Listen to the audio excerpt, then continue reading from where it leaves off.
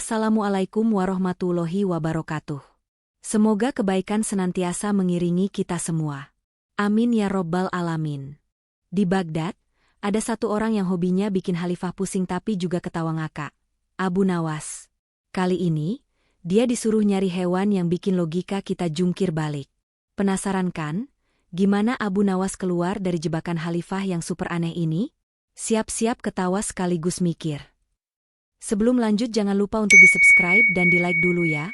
Jangan lupa juga absen di kolom komentar sahabat semua dari mana saja.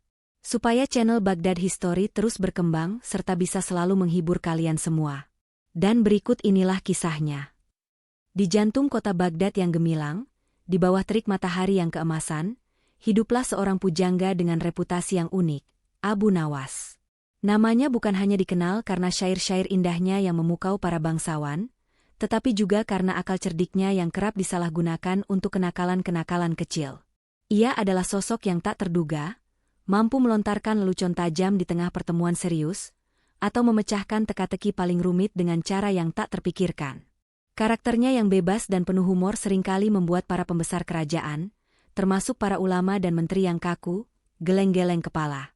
Namun, di balik semua itu, ada satu sosok yang sangat memahami dan bahkan mengagumi kecerdasan Abu Nawas, Khalifah Harun al-Rashid. Sang Khalifah, yang dikenal sebagai penguasa yang bijaksana dan adil, seringkali merasa jenuh dengan rutinitas istana dan intrik politik. Ia menemukan hiburan dan stimulasi intelektual dalam diri Abu Nawas. Tak jarang, Khalifah sengaja memanggil Abu Nawas ke istana, bukan untuk urusan kenegaraan, melainkan untuk mengujinya dengan berbagai teka-teki dan tantangan yang ia ciptakan sendiri.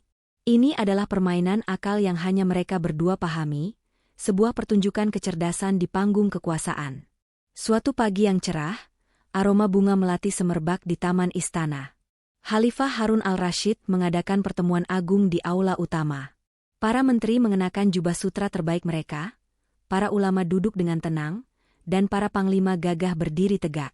Suasana formal dan hikmat terasa begitu kental. Khalifah duduk anggun di singgasananya yang bertahtakan emas dan permata, memancarkan aura kekuasaan dan kebijaksanaan. Matanya yang tajam menyapu setiap sudut ruangan, menaksir setiap wajah yang hadir. Namun, tatapannya berhenti sejenak pada sosok yang agak mencolok di antara para tamu. Di sudut ruangan, tak jauh dari meja hidangan yang penuh dengan buah-buahan segar dan kue-kue manis, terlihat Abu Nawas. Ia tampak santai, bahkan mungkin sedikit terlalu santai untuk ukuran pertemuan seformal itu. Janggutnya yang tipis bergerak-gerak saat ia mengunyah sepotong kurma dengan ekspresi nikmat. Sebuah senyum tipis, nyaris tak terlihat, terukir di bibir Khalifah. Ini dia. Kesempatan untuk menguji Abu Nawas kembali. Hai Abu Nawas, panggil Khalifah dengan suara yang lantang dan menggelegar, memecah keheningan yang hikmat. Suara itu menarik perhatian semua orang. Abu Nawas, yang tadinya asyik dengan makanannya, tersentak kaget. Namun, dengan sigap ia segera berdiri, menyeka sisa kurma dari bibirnya, dan membungkuk hormat dalam-dalam. Ampun tuanku, hamba siap menghadap. Katanya, suaranya tetap tenang meskipun ia tahu perhatian seluruh istana kini tertuju padanya. Khalifah menyeringai. Aku punya tantangan untukmu, kata beliau. Suaranya penuh selidik, mengisyaratkan bahwa ini bukan sekadar permainan kata. Jika kau bisa menjawabnya, aku akan memberimu hadiah berlimpah, yang akan membuatmu hidup berkecukupan seumur hidup. Namun jika gagal, maka hukuman berat menantimu. Aku tidak akan segan-segan menjebloskanmu ke penjara bawah tanah. Ancaman itu membuat para hadirin saling berbisik. Hukuman berat? Kali ini Khalifah pasti serius, gumam seorang menteri. Mereka penasaran dengan tantangan macam apa yang akan diberikan Khalifah kepada Abu Nawas kali ini, yang sampai mengancam dengan penjara. Tantangan apa gerangan, tuanku? Tanya Abu Nawas dengan nada yang tetap tenang, meskipun dalam hatinya ia sudah bersiap untuk teka-teki paling aneh yang mungkin saja muncul dari benak Khalifah. Ia tahu, setiap kali Khalifah memulai dengan janji hadiah atau ancaman hukuman, itu berarti tantangan yang luar biasa rumit menanti. Khalifah Harun al-Rashid mengamati ekspresi Abu Nawas, mencoba membaca pikirannya. Melihat ketenangan yang tak tergoyahkan itu, Khalifah tersenyum tipis dan akhirnya melontarkan tantangannya. Dengarkan baik-baik, ujar Khalifah, suaranya kini terdengar lebih serius. Aku ingin kau membawakan kepadaku seekor hewan yang tidak jantan dan tidak betina, tetapi bisa melahirkan dan menyusui. Seketika, seluruh ruangan hening. Hening yang begitu pekat hingga suara detak jantung pun seolah terdengar. Para menteri saling pandang, dahi mereka berkerut dalam kebingungan. Bagaimana mungkin ada hewan seperti itu? Jika tidak jantan dan tidak betina, lalu bagaimana ia bisa melahirkan dan menyusui? Ini adalah paradoks yang mustahil. Mereka mencoba mencari di ingatan mereka tentang semua makhluk hidup yang pernah mereka dengar, namun tak ada satupun yang cocok dengan deskripsi Khalifah. Abu Nawas sendiri terdiam sejenak. Dahinya berkerut dalam, matanya menerawang seolah sedang menjelajahi setiap sudut pengetahuannya. Tantangan ini benar-benar tidak masuk akal di permukaan. Sebuah jebakan logika yang sengaja dibuat untuk menjebak akal sehat. Namun, kejeniusan Abu Nawas terletak pada kemampuannya melihat celah di antara hal-hal yang tampaknya mustahil. Ia berpikir keras, menghubungkan setiap kata Khalifah, setiap kemungkinan makna tersembunyi. Hanya beberapa saat kemudian, bibir Abu Nawas perlahan melengkung ke atas. Senyum cerdik yang khas itu kembali mengembang di wajahnya. Mata Khalifah menyipit, mengamati perubahan ekspresi Abu Nawas. Khalifah tahu, senyum itu adalah pertanda. Pertanda bahwa Abu Nawas telah menemukan jawabannya. Baiklah, Tuanku Khalifah, jawab Abu Nawas dengan suara mantap dan penuh percaya diri. Hamba terima tantangan Paduka.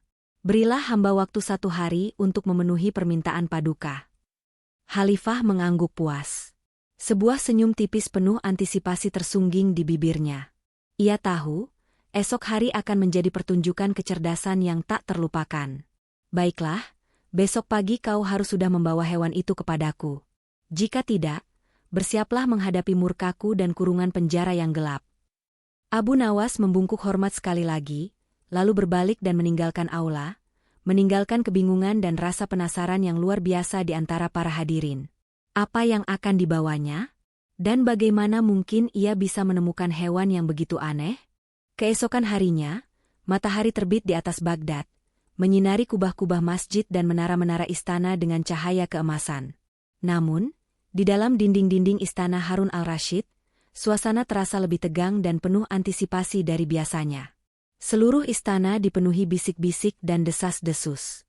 Para pelayan yang lalu lalang, para pengawal di pos mereka, bahkan para dayang di dapur, semua membicarakan hal yang sama. Tantangan mustahil yang diberikan Khalifah kepada Abu Nawas. Apa yang akan dibawa Abu Nawas? Mungkinkah kali ini ia menyerah? Akhirnya mengakui bahwa ada batas bagi kecerdasannya? Atau ia akan melakukan sesuatu yang lebih gila dari biasanya? Di ruang pertemuan agung, suasananya lebih ramai dari hari sebelumnya. Para menteri, ulama, dan pembesar kerajaan berkumpul lebih awal, bahkan sebelum Khalifah tiba. Mereka tidak ingin melewatkan momen ini, kesempatan untuk menyaksikan apakah Abu Nawas akan membuktikan kejeniusannya, ataukah ia akan jatuh di bawah tekanan Khalifah. Beberapa menteri sudah berani berbisik-bisik, menebak-nebak kekalahan sang pujangga. Tidak mungkin ada hewan seperti itu, desis seorang wazir tua kepada rekannya. Khalifah pasti sudah menyiapkan jebakan yang tidak bisa ditembus oleh akal sehat. Pukul menunjukkan waktu yang telah disepakati. Khalifah Harun al-Rashid memasuki ruangan dengan langkah tenang dan wajah yang sulit ditebak. Ia duduk di singgasananya, tatapan matanya tajam, sesekali melirik ke arah pintu masuk, menunggu kemunculan Abu Nawas. Ada campuran rasa penasaran, sedikit hiburan, dan mungkin secuil keraguan di wajahnya. Tak lama kemudian, semua mata tertuju pada pintu. Cahaya pagi yang masuk dari jendela, membentuk siluet seorang pria yang berjalan masuk dengan langkah santai namun penuh percaya diri. Dialah Abu Nawas. Di tangannya, ia tidak membawa gajah, unta, atau hewan eksotis lainnya. Ia hanya membawa sebuah kandang kecil yang tertutup kain tebal. Ada senyum tipis di bibirnya, sebuah senyum yang sudah sangat dikenal oleh Khalifah. Itu adalah senyum kemenangan yang licik. Wahai Abu Nawas, apakah kau sudah membawa hewan yang kuminta? Tanya Khalifah dengan nada sedikit mengejek, mencoba memancing reaksi dari sang pujangga. Khalifah sendiri sudah mempersiapkan diri untuk menerima berbagai alasan atau trik dari Abu Nawas. Abu Nawas membungkuk hormat, sorot matanya jernih dan penuh keyakinan. Tentu saja, tuanku. Hamba sudah membawanya. Perlahan, dengan gerakan yang disengaja untuk membangun ketegangan, Abu Nawas membuka kain penutup kandang. Seluruh ruangan menahan napas. Mata semua orang membelalak tak percaya. Di dalam kandang itu, terdapat seekor kucing betina berwarna belang tiga yang sedang menyusui anak-anaknya yang masih mungil. Anak-anak kucing itu terlihat begitu lemah dan bergerak-gerak mencari air susu induknya. Sesekali mengeluarkan suara mengeong lembut. Pemandangan itu, meskipun sederhana, menciptakan keheningan yang luar biasa di aula. Khalifah Harun al-Rashid, yang sudah menduga berbagai skenario, tidak bisa menyembunyikan keterkejutannya. Ia bahkan sedikit condong ke depan dari singgasananya, alisnya terangkat tinggi. "Apa ini, Abu Nawas?" serunya, suaranya meninggi. "Ini hanya seekor kucing betina. Kau melanggar tantanganku. Aku meminta hewan yang tidak jantan dan tidak betina." Raut wajahnya menunjukkan campuran antara kekecewaan dan kemarahan yang mulai membuncah. Para hadirin juga terlihat bingung dan kecewa. Bisik-bisik mulai terdengar di antara mereka. "Hanya kucing? Apa maksudnya ini? Bukankah kucing betina adalah hewan betina sejati? Kali ini Abu Nawas pasti akan dihukum." Mereka merasa Abu Nawas telah gagal dan meremehkan Khalifah. Abu Nawas, di tengah semua kebingungan dan bisikan itu, tetap tenang. Senyumnya tidak memudar sedikit pun. Ia membungkuk sekali lagi dengan hormat dan mulai menjelaskan dengan suara yang jelas, tenang, dan mantap, seolah setiap kata telah ia susun dengan cermat. "Ampun tuanku, mohon dengarkan penjelasan hamba," kata Abu Nawas, menghentikan kegaduhan. "Paduka meminta hewan yang tidak jantan dan tidak betina, namun bisa melahirkan dan menyusui. Tidakkah Paduka perhatikan, seekor kucing yang sedang menyusui ini, pada momen ini, telah kehilangan sifat, betinanya sementara waktu karena sedang dalam peran yang jauh lebih besar dan universal, sebagai induk yang melahirkan dan menyusui. Ia sedang fokus pada tugas keibuannya, bukan pada identitas jantan atau betina semata." Abu Nawas berhenti sejenak, membiarkan perkataannya meresap ke dalam pikiran setiap orang. Ia kemudian melanjutkan, dengan sorot mata yang penuh keyakinan. "Dan lagi, bukankah sudah jelas bahwa hanya hewan betina yang bisa melahirkan dan menyusui? Dengan kata lain, hewan ini adalah betina yang telah memenuhi syarat tidak jantan, dan pada saat yang sama, karena fokus pada perannya sebagai induk, ia tidak lagi sekadar betina, dalam artian identitas gender murni. Ia adalah ibu, tuanku." Sebuah fase di mana identitas gender murni melebur dalam peran universal sebagai pemberi kehidupan dan pengasuh. Dalam konteks ini, keberadaannya melampaui sebutan jantan atau betina biasa, karena peran induk adalah esensi sesungguhnya yang Paduka cari, kemampuan melahirkan dan menyusui tanpa terikat pada dikotomi gender semata. Para hadirin saling berpandangan, mata mereka berbinar kagum. Perlahan, satu persatu, mereka mulai mengangguk-angguk, menyadari kebenaran dalam penjelasan Abu Nawas yang memutarbalikkan logika. Kata-kata Abu Nawas begitu sederhana, namun dalam penjelasannya, ia telah mengungkap makna yang jauh lebih dalam dari tantangan Khalifah. Khalifah Harun al-Rashid sendiri terdiam sejenak, mencerna setiap kata yang diucapkan Abu Nawas. Ia menatap kucing di dalam kandang, lalu kembali menatap Abu Nawas. Sebuah senyum mulai terukir di wajahnya. Akhirnya, senyum lebar dan tawa lepas pun mengembang dari bibir Khalifah. Tawa itu memenuhi seluruh ruangan, menular kepada para hadirin yang tadinya tegang. "Kau memang cerdik, Abu Nawas," seru Khalifah sambil tertawa, kegembiraannya terlihat jelas. "Kau berhasil memutarbalikkan kata-kataku dengan logika yang brilian. Aku mengakui kekalahanku." Sesuai janjinya, Khalifah Harun al-Rashid tidak hanya memberikan hadiah berlimpah kepada Abu Nawas, tetapi juga memerintahkan agar sang pujangga diberi kedudukan yang lebih terhormat di istana. Emas, perak, permata, dan kain sutra terbaik dibawa ke hadapan sang pujangga. Sejak saat itu, nama Abu Nawas semakin terkenal di seluruh Baghdad dan di seluruh wilayah kekhalifahan sebagai seorang pujangga yang tidak hanya cerdik, tetapi juga memiliki akal yang luar biasa dalam memecahkan setiap tantangan, bahkan yang paling muskil sekalipun. Kecerdasannya menjadi legenda, dan kisahnya terus diceritakan dari generasi ke generasi. Kemenangan gemilang Abu Nawas dalam tantangan hewan tak berjenis kelamin, itu segera menyebar ke seluruh penjuru istana, bahkan hingga ke jalan-jalan sempit Baghdad. Namanya berkibar semakin tinggi, menjadi buah bibir di kalangan rakyat jelata maupun para bangsawan. Khalifah Harun al-Rasyid, yang memang menyukai kecerdasan dan kelincahan berpikir Abu Nawas, semakin sering memanggil sang pujangga ke istana, bukan hanya untuk sekadar teka-teki, tetapi juga untuk meminta nasihat atau pandangan dalam beberapa masalah ringan kerajaan. Hadiah-hadiah berlimpah terus mengalir, membuat Abu Nawas kini hidup dalam kemewahan yang tak pernah ia bayangkan. Namun, tidak semua orang senang dengan naiknya pamor Abu Nawas. Di antara para pembesar istana, ada seorang wazir bernama Ja'far yang sangat setia kepada Khalifah, namun juga memiliki sifat cemburu yang teramat besar. Ja'far adalah seorang yang sangat terpelajar, ahli strategi, dan berpengalaman dalam urusan pemerintahan. Ia merasa Abu Nawas, yang hanyalah seorang pujangga dengan reputasi nakal, tidak pantas mendapatkan perhatian dan kemuliaan sebesar itu dari Khalifah. Ia melihat Abu Nawas sebagai ancaman bagi posisinya dan merasa harga dirinya tergores setiap kali Khalifah tertawa terbahak-bahak karena kelakuan atau jawaban cerdik Abu Nawas. Suatu sore, di ruang pribadi Khalifah, Ja'far menghadap dengan wajah yang tampak serius. "Ampun Tuanku Khalifah," ujarnya setelah membungkuk dalam, "hamba melihat Paduka terlalu memanjakan Abu Nawas. Ia hanyalah seorang pembuat syair yang sering melanggar etika. Hamba khawatir hal ini akan merusak kewibawaan Paduka di mata rakyat dan para bangsawan lain." Khalifah Harun al-Rasyid menatap Ja'far dengan tenang. "Wahai Ja'far, kau lupa bahwa kecerdasan adalah permata yang langka. Abu Nawas, dengan segala kenakalannya, memiliki akal yang tajam dan cara berpikir yang tidak biasa. Itu adalah anugerah." Ja'far tak menyerah. "Hamba tidak memungkiri kecerdasannya, Tuanku.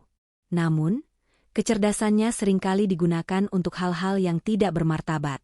Hamba berani bertaruh, jika Paduka memberinya tantangan yang benar-benar membutuhkan kebijaksanaan dan bukan sekadar permainan kata, ia pasti akan gagal." Mendengar tantangan terselubung dalam perkataan Ja'far, senyum tipis terukir di bibir Khalifah. Ini adalah kesempatan bagus untuk menguji Abu Nawas sekali lagi, dan pada saat yang sama, mungkin untuk membuktikan kepada Ja'far bahwa kecerdasan bisa datang dalam berbagai bentuk. "Baiklah, Ja'far," kata Khalifah. "Jika itu maumu, besok pagi, aku akan memanggil Abu Nawas. Dan kali ini, tantangan yang akan kuberikan akan sedikit berbeda. Aku ingin melihat apakah kecerdikannya bisa mengatasi hal yang tak terlihat." Keesokan paginya, seperti biasa, aula istana dipenuhi para pembesar.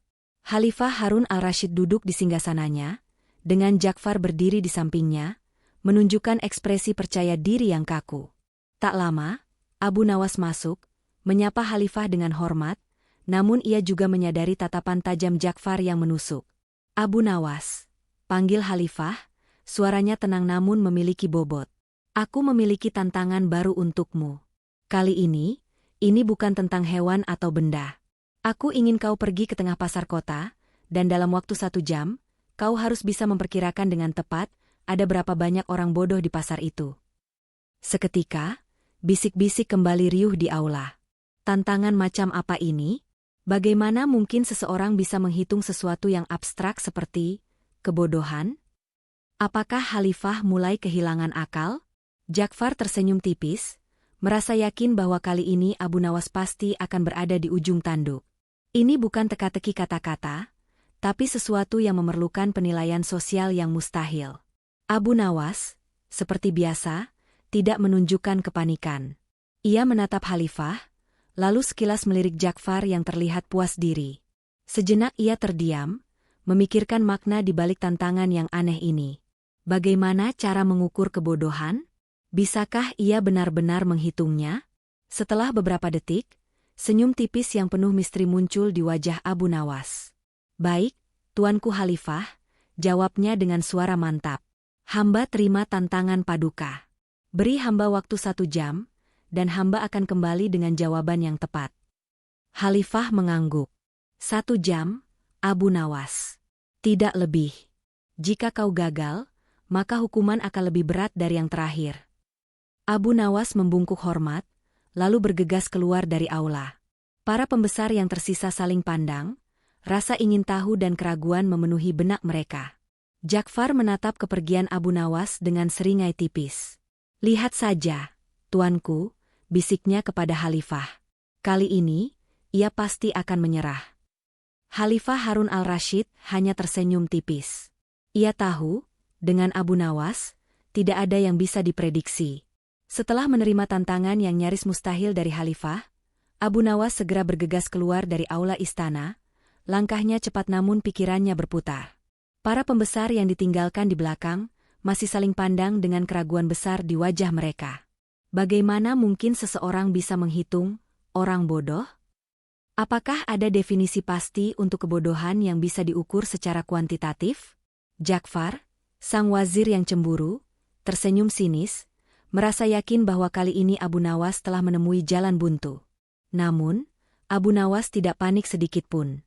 Ia tahu bahwa tantangan Khalifah kali ini bukan tentang angka matematis, melainkan tentang perspektif dan definisi. Ia tidak langsung menuju pasar. Sebaliknya, ia berhenti di sebuah toko di dekat gerbang istana. Ia membeli seutas tali tambang yang cukup panjang dan sebilah kayu besar, mirip tongkat. Pemilik toko memandangnya heran, tetapi Abu Nawas hanya tersenyum simpul. Dengan tali dan tongkat di tangan, Abu Nawas menuju ke tengah pasar kota Baghdad yang hiruk-pikuk. Pasar itu penuh dengan penjual yang berteriak menawarkan dagangan, pembeli yang tawar-menawar, serta berbagai macam orang dari berbagai lapisan masyarakat yang berlalu lalang. Suara keramaian memenuhi udara, aroma rempah-rempah dan makanan memenuhi hidung. Tanpa membuang waktu, Abu Nawas memilih tempat yang paling ramai, tepat di persimpangan jalan utama pasar. Kemudian, ia melakukan sesuatu yang membuat semua orang yang melihatnya kebingungan. Dengan tongkatnya, ia mulai menggali lubang kecil di tengah jalan.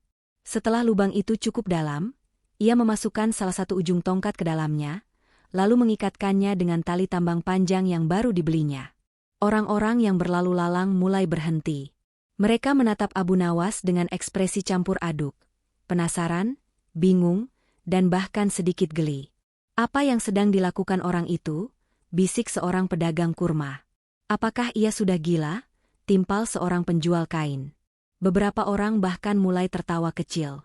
Abu Nawas tidak peduli. Setelah tongkat itu tertanam kokoh, ia mengambil ujung tali yang lain, dan mulai berjalan melingkar mengelilingi tongkat tersebut, seolah-olah sedang mengukur lingkaran raksasa. Ia berjalan dengan langkah yang serius, sesekali membungkuk untuk memeriksa tali, lalu berdiri tegak kembali, dan melanjutkan langkah melingkarnya. Ia melakukan ini berulang kali, dengan ekspresi yang sangat fokus dan serius, seolah-olah sedang mengerjakan tugas yang sangat penting. Keramaian di pasar perlahan-lahan berubah menjadi kerumunan besar. Semakin banyak orang yang berhenti untuk menyaksikan tingkah aneh Abu Nawas. Mereka berdesakan, saling dorong, hanya untuk mendapatkan pandangan yang lebih jelas. Suara bisik-bisik berubah menjadi pertanyaan-pertanyaan yang lebih keras. "Hai, Abu Nawas, apa yang kau lakukan?" teriak seorang pedagang sayur. "Mengapa kau mengukur jalan seperti itu?" tanya seorang wanita tua. "Apakah kau sedang mencari harta karun?" celetuk seorang pemuda iseng. Abu Nawas tidak menjawab sepatah kata pun. Ia terus berjalan melingkar, dengan tongkat sebagai pusat, seolah-olah semua orang di sekitarnya tidak ada. Ekspresinya tetap serius dan fokus. Hal ini semakin membuat orang-orang penasaran. Semakin banyak yang berkumpul, mencoba memahami apa yang sedang terjadi. Beberapa orang mulai mengikuti gerakannya, mencoba menebak, ada pula yang berani mendekat untuk melihat lebih jelas. Waktu terus berjalan. 1 jam hampir habis. Kerumunan di sekitar Abu Nawas sudah mencapai ratusan orang.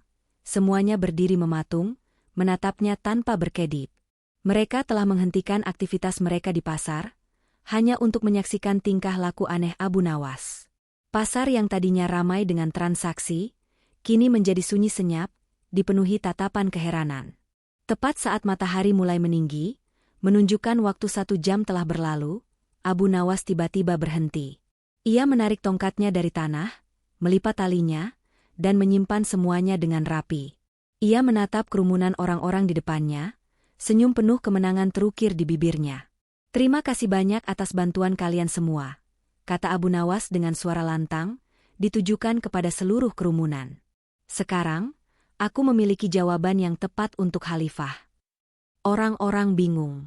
Bantuan apa? Jawaban apa? Abu Nawas tidak menunggu. Ia segera bergegas kembali menuju istana, meninggalkan kerumunan besar yang masih terdiam, penuh pertanyaan di benak mereka. Di dalam aula istana, Khalifah Harun al-Rashid dan Ja'far sudah menunggu dengan tidak sabar. Ja'far tersenyum penuh kemenangan, yakin Abu Nawas telah gagal. Namun, saat Abu Nawas masuk dengan senyum cerah di wajahnya, Ja'far mulai merasa cemas. "Wahai Abu Nawas," sambut Khalifah, "sudahkah kau mendapatkan jawabanmu? Berapa banyak orang bodoh di pasar?" Abu Nawas membungkuk hormat.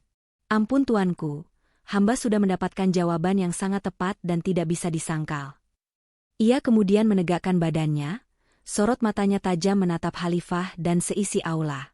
Di aula istana, ketegangan terasa begitu pekat. Semua mata tertuju pada Abu Nawas yang berdiri tegak di hadapan Khalifah Harun al-Rashid. Setelah melakukan ritual aneh di pasar, ia kembali dengan wajah tenang dan senyum penuh percaya diri, seolah telah memegang kunci rahasia alam semesta. Di samping Khalifah, Wazir Ja'far menatap Abu Nawas dengan tatapan curiga dan sedikit kecemasan, bibirnya yang tadinya tersenyum puas kini sedikit berkedut. "Wahai Abu Nawas," sambut Khalifah, suaranya dipenuhi antisipasi. Ia tahu, dengan Abu Nawas, hasil yang tak terduga selalu menanti. "Sudahkah kau mendapatkan jawabanmu? Berapa banyak orang bodoh di pasar?" Abu Nawas membungkuk hormat, sorot matanya jernih dan penuh keyakinan. "Ampun tuanku, hamba sudah mendapatkan jawaban yang sangat tepat dan tidak bisa disangkal. Bahkan, hamba telah menghitungnya dengan metode yang paling akurat." Ia kemudian menegakkan badannya, sorot matanya tajam menatap Khalifah, lalu beralih ke Ja'far yang kini mulai gelisah, dan akhirnya menyapu seisi aula yang dipenuhi para pembesar yang menanti dengan napas tertahan. "Tuanku Khalifah, yang mulia wazir, dan hadirin sekalian," Abu Nawas memulai, suaranya lantang dan jelas, memenuhi seluruh ruangan. "Setelah berkeliling pasar, dan melakukan perhitungan dengan sangat cermat, hamba menemukan bahwa jumlah orang bodoh di pasar itu adalah tepat 1 orang." Seketika, seluruh aula menjadi riuh. Suara-suara gumaman tak percaya, tawa mengejek, dan bisikan-bisikan protes memenuhi ruangan. "1 orang? Mustahil," seru Ja'far, tidak dapat menahan diri. "Kau pasti bercanda, Abu Nawas. Pasar itu penuh ribuan manusia." Khalifah Harun al-Rashid mengangkat tangannya, mengisyaratkan keheningan. Tenanglah semua. Biarkan Abu Nawas menjelaskan. Aku yakin ia memiliki alasan di balik perkataannya." Khalifah menatap Abu Nawas dengan sorot mata menuntut penjelasan. Abu Nawas tersenyum tipis. "Terima kasih, tuanku. Hamba tahu jawaban ini akan mengejutkan. Izinkan hamba menjelaskan metodologi perhitungan hamba yang sangat akurat ini." Ia kemudian menceritakan semua yang telah dilakukannya di pasar. Bagaimana ia menancapkan tongkat, mengikat tali, dan berjalan melingkar di tengah keramaian. Ketika hamba melakukan tindakan yang aneh tersebut, jelas Abu Nawas, hamba tidak mengatakan apa-apa. Hamba hanya mengulang-ulang gerakan itu dengan wajah yang sangat serius. "Apa yang terjadi, tuanku?" Abu Nawas mengamati reaksi para hadirin. Beberapa mulai mengernyitkan dahi, mencoba memahami arah pembicaraannya. Semua orang di pasar, mulai dari pedagang yang sibuk, pembeli yang terburu-buru, hingga anak-anak yang bermain, mereka semua menghentikan aktivitas mereka. Mereka berkerumun, saling desak, bahkan hampir bertengkar, hanya untuk menyaksikan hamba melakukan sesuatu yang tidak jelas artinya. Mereka membuang waktu berharga mereka, meninggalkan pekerjaan atau urusan penting mereka, hanya karena rasa penasaran yang tidak beralasan terhadap tindakan yang tidak masuk akal. Abu Nawas berhenti sejenak, tatapannya menyapu Ja'far. Mereka bahkan tidak berani bertanya apa yang hamba lakukan, atau mengapa hamba melakukannya. Mereka hanya berdiri mematung, menatap hamba dengan tatapan kosong, berharap menemukan jawaban dari kebodohan hamba sendiri. Dan pada akhirnya, lanjut Abu Nawas, suaranya meninggi, hamba menemukan bahwa satu-satunya orang yang tidak bodoh di pasar pada saat itu adalah hamba sendiri. Karena hamba melakukan tindakan bodoh itu dengan sengaja, dan hamba tahu persis mengapa hamba melakukannya. Sementara ribuan orang lainnya, mereka semua bertindak bodoh dengan menghentikan segalanya dan membuang waktu mereka untuk menyaksikan kebodohan yang sebenarnya tidak penting. Seluruh aula hening. Keheningan yang kali ini bukan karena kebingungan, melainkan karena kesadaran yang tiba-tiba. Para pembesar yang tadinya menertawakan Abu Nawas, kini merasakan sebuah tamparan keras. Mereka menyadari kebenaran dalam perkataan sang pujangga. Kebodohan yang sebenarnya adalah tindakan tidak logis yang dilakukan tanpa tujuan, bahkan ketika mereka tahu itu membuang waktu atau energi. Khalifah Harun al-Rashid memandang Abu Nawas, lalu matanya beralih ke Ja'far yang kini wajahnya memerah padam. Ja'far, yang tadinya begitu yakin Abu Nawas akan kalah, kini terperangkap dalam logika cerdik sang pujangga.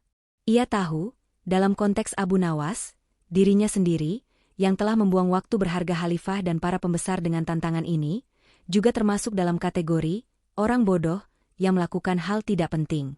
Kau memang luar biasa, Abu Nawas. Seru Khalifah Harun al-Rashid, tawa lepasnya kembali menggema di seluruh aula. Khalifah tidak bisa menahan kekagumannya. Kau tidak hanya menjawab tantanganku, tetapi kau juga memberikan pelajaran berharga kepada kita semua tentang hakikat kebodohan dan kebijaksanaan. Kebodohan bukanlah kurangnya ilmu, melainkan kurangnya akal untuk memahami prioritas dan makna. Khalifah bangkit dari singgasananya, sebuah isyarat yang jarang terjadi, dan berjalan mendekati Abu Nawas. Hadiahmu akan berlipat ganda, wahai pujangga cerdiku.